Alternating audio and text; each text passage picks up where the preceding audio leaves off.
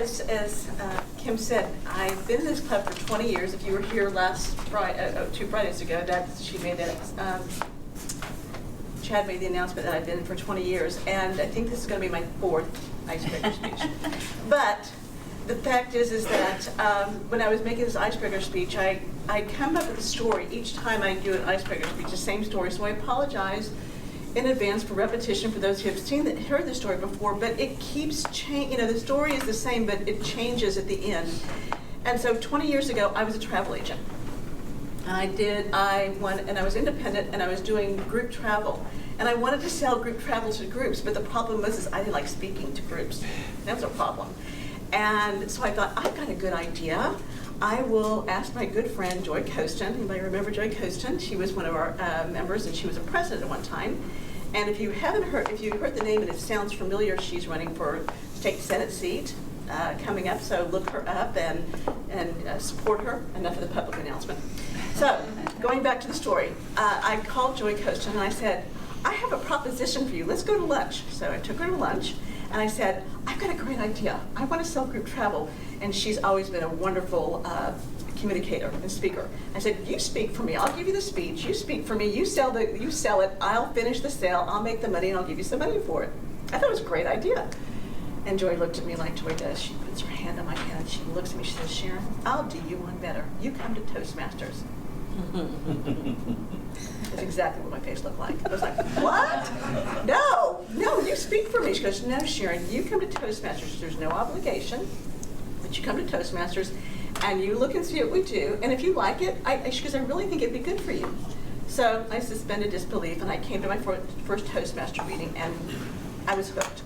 If everybody here has been hooked. We're all Toastmaster addictions.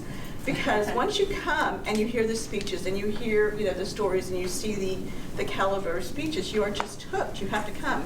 So here I am 20 years later, and my husband still asks me, why are you getting up at 5 o'clock in the morning? And I go, because I have to. I have to come. And here I am. Now, I'm not a travel agent anymore. I'm a yoga teacher and a massage therapist. And over the past 10 years, I really haven't spoken a lot because I didn't really have anything to speak about. Still came, but didn't want to speak. But now I have a passion, and I have a passion to teach people about yoga. And sadly enough, yoga has been hijacked by the mass media marketing people. Because when someone, if you ever ask anybody, you go take yoga? Oh, I'm not young enough, I'm not strong enough, I'm not sexy enough, not flexible enough. Well, all these things that you see in the magazines, and it is the furthest thing from what yoga really is. And if anybody ever take yoga? How many people have taken yoga? So it's not that. But people who've never taken yoga or done anything about it, that's what they think. And so you have these, and God love them, thank you very much, you have these physicians and allied health professionals prescribing yoga to their clients without knowing what the heck they're prescribing. And it's just like, yoga is a medicine. In fact, in India, it is used as prescription medicine in their health care, because it is a powerful, powerful tool. It's just not the poses you see. There's so much more to yoga.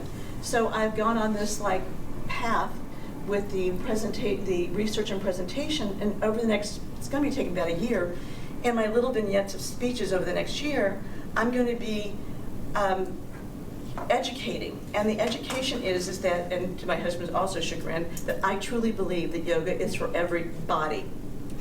But not all yoga is equal, and that is the whole point, is that if you're going to prescribe something, if you're going to do something, you should know what you're prescribing, and you should know what you're taking, because as you will hear over the next year, the different kinds of yoga and what yoga can do and how it can help. Just like medicine, if you give the wrong prescription, it can either harm or can be not worth taking. So I hope that you will enjoy over the next, how many speeches, I don't know, as I put together this larger presentation and I'll hopefully get a master's program for that, how yoga is for everybody, but not all yoga is equal.